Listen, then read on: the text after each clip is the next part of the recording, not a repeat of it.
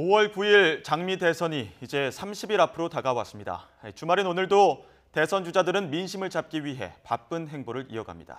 네, 자세한 내용 최창렬 용인대 교육대학원장, 박태우 고려대 연구교수와 함께 알아보겠습니다. 안녕하세요. 네, 안녕하세요. 네. 일단 문재인 후보 어제 경선 과정에서 경쟁했던 3명과 맥주집 회동을 했다고 했는데 분위기 어땠습니까? 처음에 이재명 시장 그리고 안희정 지사와 예. 뭐 앙금이 해소되지 않은 게 아니냐 뭐 이런 보도가 좀 나왔어요. 그런데 그리고 지금 지지자들도 특히 이제 안희정 지사를 지지했던 유권자들이 안철수 후보에게 많이 이동한 게 아니냐 이런 분석들이 뭐 대정을 이뤘죠. 언론에서 그런 것들을 의식한 것 같고 그래서 어제 어쨌든 어제 맥주회동뿐만이 아니라 여러 번 만났죠. 이재명 시장도 가서 만났고 또 안희정 지사도 직접 이제 충남도청 가서 만나고 그랬죠. 문재인 후보가. 그러면서 어제 어쨌든 앙금을 풀었으니까 이 부분 가지고 더 이상 그 당내 갈등 이런 것들은 뭐 별 큰 문제는 안 될 것 같습니다. 일단. 네, 아무래도 이 본선을 방불케 할 만큼 경선이 치열했기 때문에 뭐 지지자를 좀 끌어오려는 그런 회동이 아니었을까 싶은데 어떻게 보십니까?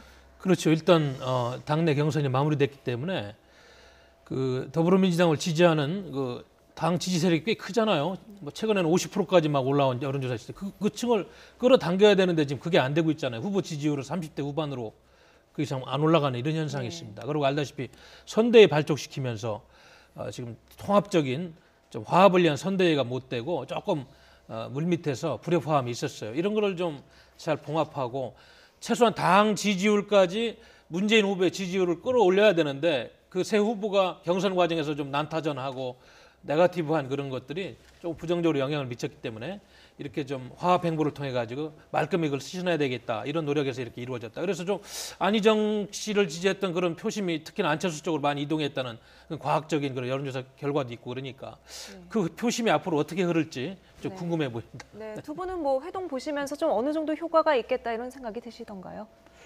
아무튼 민주당의 이 문재인 후보에게 항상 따라다니는 얘기가 당내 갈등 그리고 뭔가 외연 확장이 안 된다라는 거 이런 것들이 아주 하나의 프레임처럼 따라다녀요. 문재인 후보에게는 이건 뭐 이번 대선뿐만이 아니라 5년 전에도 똑같은 얘기들이거든요.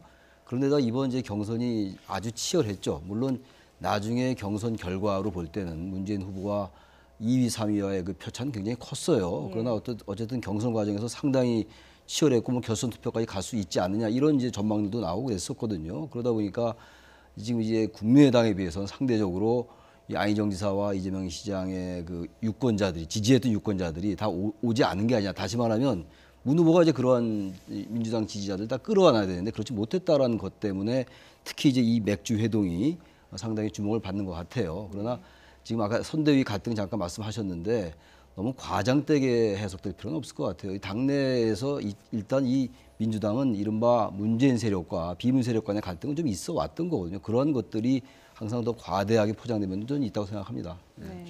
뭐 파열음도 있다고는 얘기는 들었었는데 뭐 문재인 대세론을 고수한 거 아니냐, 뭐 당내 위기 의식이 좀 떨어지는 것 아니냐, 안철수 후보의 반등에 대응하는데 그런 지적도 있는데 어떻습니까? 그렇습니다. 어떻게 보면 지난 몇 개월간 대통령 후보 선거를 우리 분석할 때 문재인 후보 대세놀이다 이거를 모든 언론에서 거의 뭐 기정사실화하고 그렇게 또 써왔고 그렇게 분석을 해왔습니다. 그런데 최근 아시다시피 지금 1, 2주 전부터 안철수 바람이 지금 불기 시작하면서 각 당의 후보, 5당 후보가 지금 정해지면서는 특히 그런 현상이 심화되고 있어요.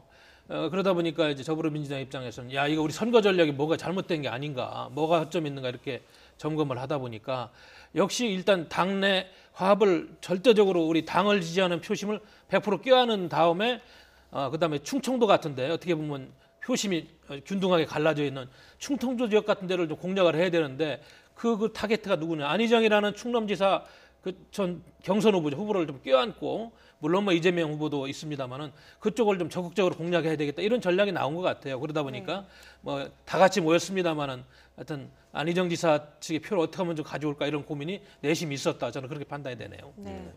일단 이제 대선이 30일 딱 한 달 남았고요. 각 후보들의 현재 위치를 좀 볼까 하는데요. 지난 금요일에 갤럽 여론조사가 발표가 됐거든요. 그래픽으로 함께 보시죠. 네, 전체 지지율 순위는 문재인 후보 38%, 안철수 후보가 35%, 홍준표 후보 7%, 유승민 후보 4%, 심상정 후보 3%인데 연령별로 보면 20, 30대에서 문재인 후보가 안철수 후보를 크게 앞서고 있습니다. 자, 5, 60대를 한번 살펴보도록 하겠습니다. 다음 그래픽 한번 보시겠습니다. 5, 60대에선 반대 양상을 보이고 있습니다. 안철수 후보가 문재인 전 대표를 앞서고 있는 모습을 볼 수 있습니다. 네. 이 문재인, 안철수 두 후보를 지지하는 연령대가 20, 30대와 뭐 5, 60대 이렇게 확연하게 갈리는데요. 이건 어떤 이유 때문일까요? 그래서 5, 60대가 장년층인데 이 5, 60대는 아무래도 지지 성향 자체가 좀 보수적이잖아요. 보수 성향을 가지고 있다라고 우리가 이제 일반적으로 보니까 안철수 후보는 물론 국민의당이 새정치민주연합에서 탈당해서 만든 정당이라 하더라도 문재인 후보보다는 아무래도 좀 보수적인 그런 이미지가 많이 있고 또 그러한 정책도 많이 얘기를 하고 있기 때문에 50대, 60대가 안철수 후보에 대한 지지가 압도적이에요. 그야말로 지금 보니까 50대, 60대, 특히 60대에서 16%고 문재인 후보에 대한 지지율이 안철수 후보에 대한 지지율은 47%예요. 30% 이상 거의 이 정도 되니까 20대, 30대하고 비교도 안 됩니다. 특히 이제 40대의 경우를 보면은 안 후보와 문 후보와의 격차가 굉장히 적어요. 다른 데보다. 물론 이제 40대의 경우가 문 후보가 안 후보보다는 좀 높긴 합니다만 16%밖에 안 돼요. 다른 20대, 30대는 굉장히 큰 차로 이기고 문 후보가 50대, 60대는 이제 50대는 60대에 비해서 안철수 후보가 이기긴 이기는데 좀 적은 차로 이기고 이런단 말이죠. 그러니까 이 세대별로 볼 때 40대가 이른바 스윙 보통인 것 같아요. 아직은 문재인 후보의 지지율이 높긴 높다 하더라도 어떤 지지 성향에 확연하게 갈리지 않는 것 같고 따라서 이번 선거에서 40대의 표심이 세대별로 볼 때 어느 쪽으로 향하는 것도 굉장히 중요한 변수일 것 같습니다. 네. 자, 박 교수님 그런데 이게 2012년 대선 때는 두 후보가 정확히 반대 양상을 좀 보이지 않았었습니까? 그렇습니다. 예. 그런데 이제 이번에 이렇게 세대별로 이렇게 뚜렷한 지지 성향의 차이가 왜 보이느냐 이렇게 분석해 보면은 아시다시피 5, 60대는 지금 대한민국의 안보, 특히나 지금 한반도 주변에 아시다시피 지금 북핵 문제를 중심으로 미중 간의 어떤 보이지 않는 알력 이런 것 때문에 안보관에 있어서 5, 60대는 좀 안정적인 안보관을 가진 후보를 원해요. 그러다 보니까 반문정사라는 것이 소위 5, 60대, 70대를 중심으로 해서 형성된 그런 경향이 짙잖아요. 문재인 후보가 예를 들면 당선되면 북한을 먼저 가겠다. 뭐 이런 이야기들이 5, 60, 70대에는 좀 동의하기 어려운 부분입니다. 예. 반면에 20, 30대는 아시다시피 뭐 지금 여러 가지 취업 문제라든지 우리 사회 청년들이 찾아야 이렇게 자기들의 인생을 설계하는 여러 가지 어려운 점이 있다 보니까 좀 변화를 원하고 이러다 보니까 뭐 헬조선이다 이런 이야기 할 정도로 불만이 많은데 아무래도 진보 성향의 후보가 정권을 잡으면 사회 정책이라든지 경제 정책에 많은 변화가 있겠다 이런 기대감 때문에 태생적으로 20, 30대는 문재인 후보를 지지한다. 그러나 이제 5, 6, 70대는 아까도 말씀드렸듯이 안보 문제에서 특히 보수적이기 때문에 좀 불확실성에 대해서 좀 염려를 하고 있다 이렇게 느껴집니다. 5년 사이에 두 후보의 이미지도 조금 변했다 이런 생각입니다. 거기에 덧붙여서 좀 드리고 싶은 말씀이 이번 선거는 어차피 정권 교체는 되는 거다 이런 이제 생각들을 하고 있는 거죠. 당연히 그렇죠. 왜냐하면 국민의당도 뭐 집권당이 아니었고 민주당도 당연히 집권당이 아니었고 야당이었으니까 당연하게 이제 정권 교체가 된다라고 보는 건데 물론 다른 후보가 어느 후보가 이길지 모르겠으나 지금 두 후보 중에서 승산이 있다라고 보는 게 뭐 일반적인 전망이니까 제가 그런 것을 가정하고 말씀드리는 거고 그런데 문제는 지금 이제 원래 이번 선거가 보수가 거의 상당히 지금 뭐 괴멸되다시피 한 게 사실이잖아요. 지금 뭐 홍준표 후보나 유승민 후보의 지지율이 아직 미미하니까 그런 상황에서 이번 선거는 과거의 선거처럼 아주 전통적으로 보수 대 진보의 진영 논리로 딱 나눠졌던 선거가 아니다라고 봤었는데 지금 점점 이제 선거가 이제 한 달밖에 안 남았잖아요. 오늘 4월 9일이니까. 근데 이제 이 구도 자체가 지금 세대별로도 말씀을 나눴습니다만 확연하게 갈려요. 이렇게 역시 장년층들은 보수 성향이니까 안철수 후보를 지지하는 쪽으로 나타나고 있고 젊은 세대는 문 후보를 지지한단 말이죠. 그러니까 이건 보수 대 진보의 구도가 아니라 이번 선거는 중도 대 진보의 구도였다라고 했는데 서서히 이 선거도 결국은 최종적으로는 중도 대 진보가 아니라 보수 대 진보로 가는 것이 아니냐 이런 생각이 좀 들어요. 그러니까 전체적인 선거판을 보는 하나의 프레임입니다. 그것은 어디서 정확하게 나타나냐면 안철수 후보가 상당히 보수표를 의식하는 발언들을 많이 하고 있어요. 사드 배치 문제도 본인은 여러 가지 얘기를 하고 있습니다만 어쨌든 간에 국가 간의 합의니까 존중해야 되므로 찬성이다라는 얘기도 하고 있고 이 전 얘기입니다만 태극기 집회와 촛불 집회도 같이 안 나갔다라는 얘기도 했고 말이죠. 그래서 이번 선거는 어쨌든 역시 보수 대 진보다. 바로 그것이 세대별로도 완전히 갈리는 것이고 이념적으로도 여전히 갈리고 나중에 또 얘기가 나올지 모르겠는데 지역적으로도 역시 확연하게 갈리는 것 같아요. 그래서 이번 선거도 역시 전체적인 틀로 볼 때는 보수 대 진보의 구도인 것이 아닌가 이런 생각이 들어요. 예. 예. 후보가 확정이 되고 또 대선 경쟁이 치열해지면서 의혹 공방도 또 더 치열해지고 있거든요. 특히 그 문재인 후보 아들 특혜 의혹이랑 노무현 전 대통령 사돈 음주 교통사고 은폐 의혹 이런 것들도 있었는데 어떤 입장일지 들어보시겠습니다. 이미 이 사안은 2006년도에 한번 문제가 제기가 돼서 그때 다 발표됐던 내용들인데요. 당사자들 간에 원만하게 합의가 된 그런 사안이어서 그것이 위선까지 보고되지 않고 그렇게 동향 파악하는 정도로 넘어갔었던 것인데. 예, 이 위기 문재인 후보가 잘 극복할 수 있을까요? 그래서 지금 얘기처럼 이미 말이 나왔던 거고 특히 이제 문 후보는 5년 전에 대선 후보였기 때문에 안 후보에 비해서는 상대적으로 모든 것이라기보다는 상당히 많은 부분이 검증됐다라고 봤는데 지금 이 문제가 또 나오고 있어요. 이 지금 사돈 음주 사고 문제는 적당히 넘어갈 것 같지가 않아요. 왜냐하면 안 후보 측에서 계속 문제 제기할 것 같고 안 후보 측만이 아니라 자유한국당에서도 이 문제를 계속 얘기할 것 같고 물론 이제 안철수 후보 측도 이제 많은 의혹이 제기되고 있어요. 이른바 이제 검증이라고 하는 것인데 이 검증과 네거티브가 상당히 그 경계가 좀 애매해요. 어떤 면에서 볼 때 이 어떤 선까지를 검증으로 봐야 되고 어떤 내용을 상대방을 흠집내고 네거티브로 봐야 되는 것인지가 아주 경계가 애매해서 선거가 지금 이제 이 선거는 시작되자마자 거의 끝인 거예요. 지금 몇 개월이 남은 선거가 아니라 이제 지난주에 이제 막 경선이 끝났잖아요. 이제 막 그룹 30일 남은 거예요. 그러다 보니까 네거티브로 들어가 버리면 바로 정책이나 공약을 할 틈이 워낙 없어요. 이번 선거는 가뜩이나 조기 대선이기 때문에 그런 면에서 아주 당위적인 얘기고 너무 원론적인 얘기일지 모르겠으나 특히 안 후보나 문 후보 측에서 이런 어떻게 보면 사소한 거고 여러 가지 지금 우리 사회의 어떤 이른바 과거에 대한 부조리를 청산하는 문제, 또 미래의 성장 문제 이런 것들이 굉장히 논의할 게 많고 토론할 게 많고 논쟁하고 투정할 게 많은데 이런 것들 다 놔두고 아들 문제 그리고 무슨 채용 문제 이런 거 가지고 얘기 계속하는 거는 결코 바람직하지 않은 것 같아요. 검증 차원에서 어느 정도 당이 얘기를 한 다음에 거기에 대해서 얘기가 나오면 그걸 받아들이는 쪽으로 나가야 될 것 같아요. 네. 반대로 안철수 후보도 여러 가지 논란에 휩싸였죠. 특히 조폭 연루설 이런 얘기가 나오는데요. 그거에 대한 입장 직접 들어보시죠. 안철수 조폭이 지금 실검 1위. 아 그래요? 제가 조폭하고 관련이 있겠습니까? 저는 검증은 좋습니다만 정말 제대로 된 정말로 중요한 부분에 대한 검증이 이루어지면 좋겠습니다. 박 교수님은 어떻게 보셨어요? 좀 지지율 상승세에 타격이 될까요? 그런데 지금 저 화면을 보면 저 웃음 속에는 사실 그게 아니라는 게 좀 배어 있고요. 안철수 후보가 살아온 과정을 보면 조폭과 무슨 관련이 있을까 저도 좀 그런 생각은 듭니다. 그러나 대통령 선거라는 것은 아시다시피 원래는 12월에 지금 진행돼야지 정상인데 지금 한 달밖에 안 남았는데 대한민국을 이끄는 선장을 뽑는 중요한 선거예요. 그럼 철저하게 자질을 검증하고 특히나 분단 국가에서 앞으로 5년 한반도 주변에 무슨 일이 있을지 모르는데 후보들을 엄격하게 검증해야 되는데 지금까지는 정말 어떻게 보면은 네거티브 상대방을 깎아내리려는 이런 잘못되는 공세를 많이 하고 있는데 앞으로는 말이죠. 한 달밖에 안 남았으니까 정말로 후보가 자질이 있는지 안보 분야, 경제 분야에서 집중적인 공략을 통해 가지고 자질을 검증해야지.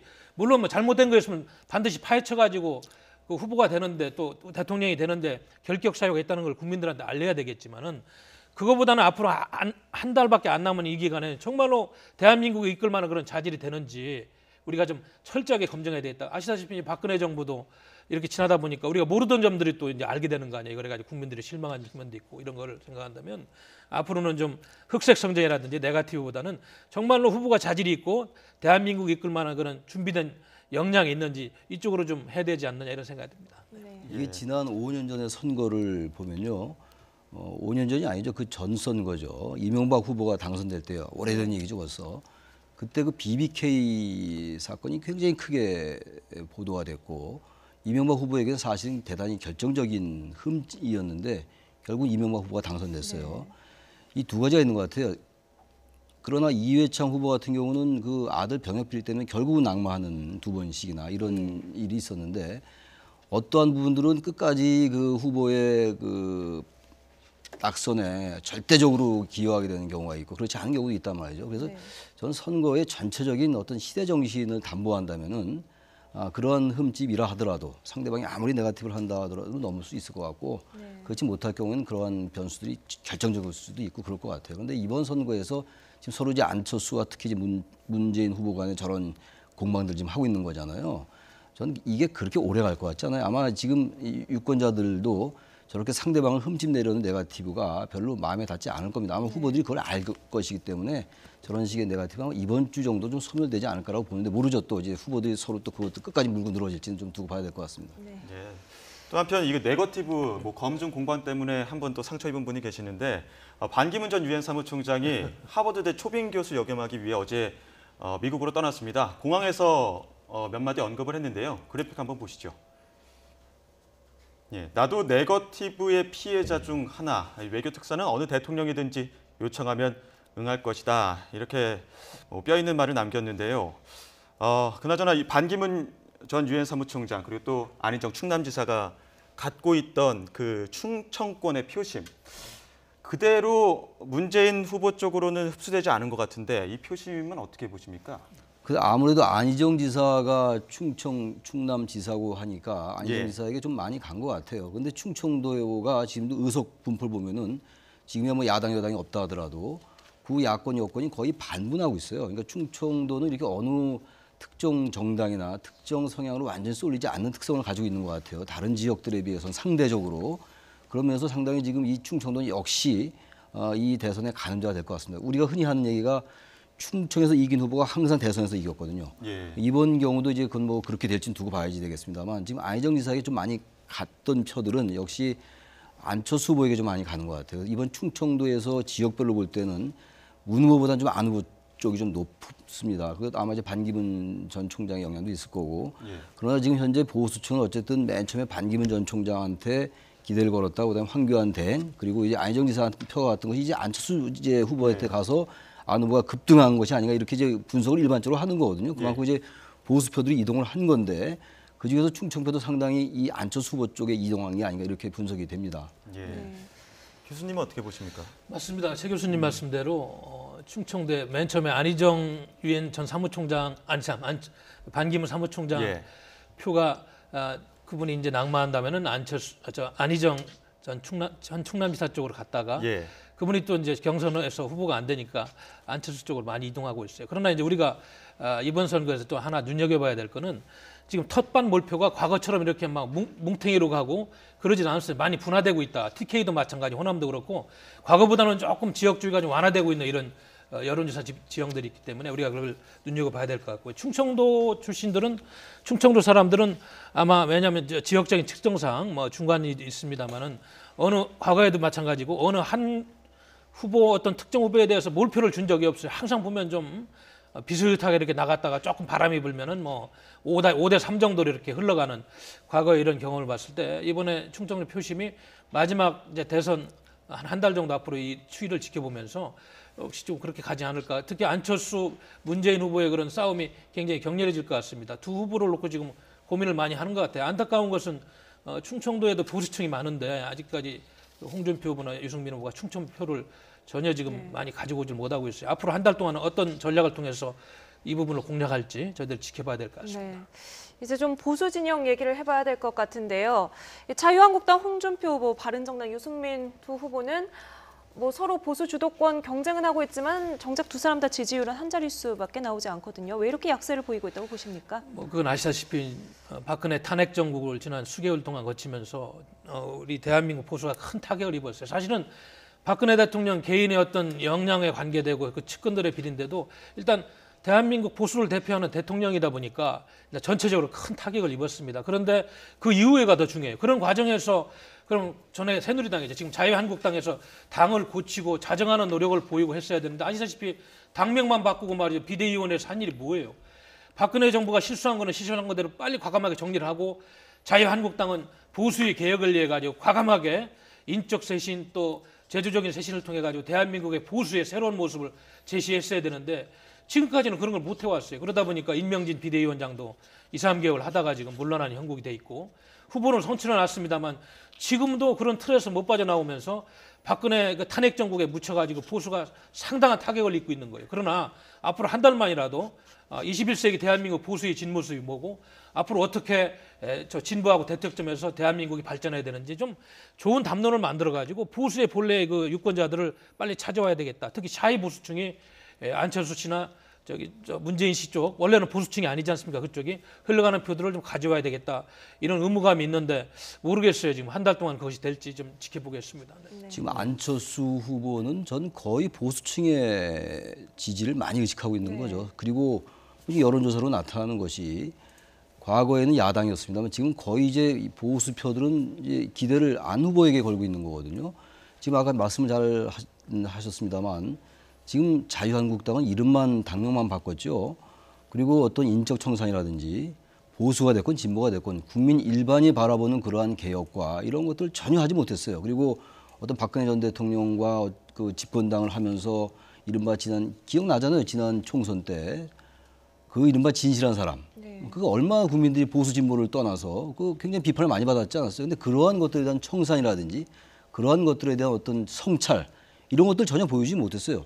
지지율이 안 오르는 게 당연한 거죠. 그건 보수와 진보의 문제가 아닙니다. 그래서 지금 이제 홍준표 후보도 그렇고 유승민 후보 두 이제 후보가 이른바 범보수 후보 단일화를 얘기를 했었는데 이 후보가 거기에 대해서 대단히 부정적이고 저는 뭐 이 자체는 어려워질 것 같고 지금 아무튼 보수도 뭔가 진영을 짜고 보수와 진보 중도가 같이 가야 될 거 아니겠어요? 대선 이후에 그런 면에서 그 이제 지지의 중심이 안 후보가 됐건 누가 됐건 간에 일단 이 자유한국당은 대선 승패를 떠나서 나중에 또 여야를 같이 해야 될 거 아니겠어요?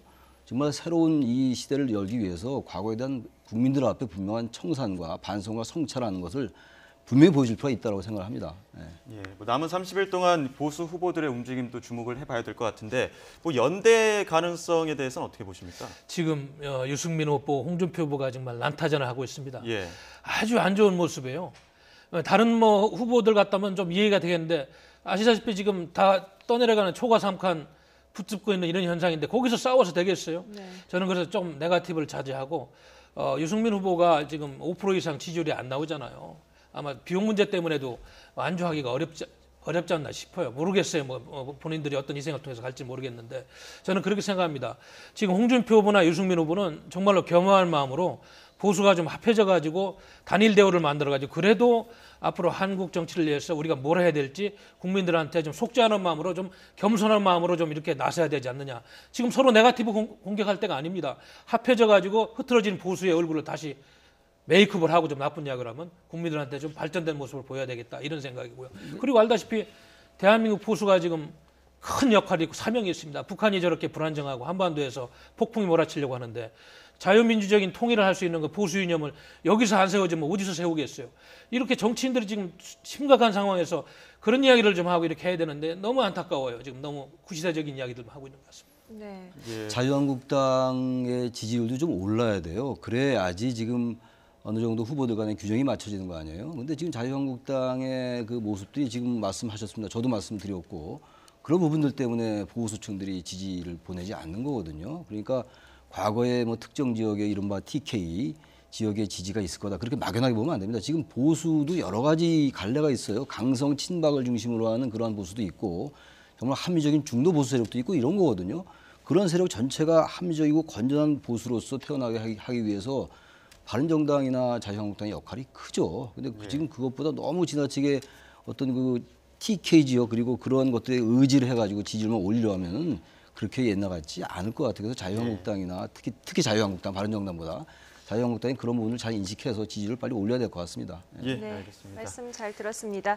지금까지 최창렬 용인대 교육대학원장 그리고 박태우 고려대 연구교수와 함께 이야기 나눴습니다. 두 분 오늘 말씀 감사합니다.